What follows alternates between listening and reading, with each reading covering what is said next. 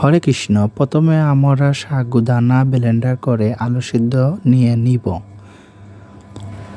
তারপরে এই আলু সিদ্ধ এবং সাগুদানা আমরা একসাথে মিক্সার করে নিব। পরবর্তীতে আমরা ছোট ছোট বল করে বেলুন দিয়ে এগুলা সুন্দরভাবে লুচির মতো সুন্দরভাবে করে নিব এবং একটি গ্লাস বা একটি কাপ দিয়ে সুন্দরভাবে বৃত্ত আকারের মতন লুচির মতন করে নিব।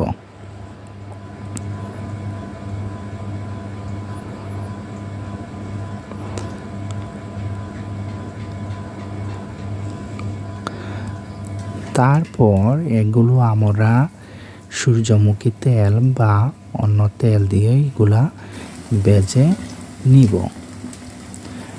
খুব অল্প পরিমাণ তেল লাগে, এত তেল দিতে হয় না। এগুলাতে সাগুদানাও বেশি প্রয়োজন হয় না বা আলুও বেশি প্রয়োজন হয় না।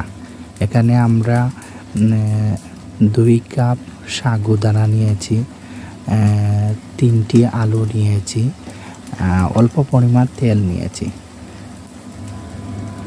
এবং কিছু কালিজিরা নিয়েছি, সুন্দর বৃদ্ধির জন্য কালিজিরা নিয়েছি। তো এগুলো আমরা সুন্দরভাবে এখন ভেজে নিচ্ছি। একাদশীতে আপনারাও এগুলা সুন্দর একটি আইটেম, এগুলো আপনারা তৈরি করে সেবা করতে পারেন। তো এখন দেখা যাচ্ছে খুব সুন্দর সাগুদানা দিয়ে লুচি। হরে কৃষ্ণ।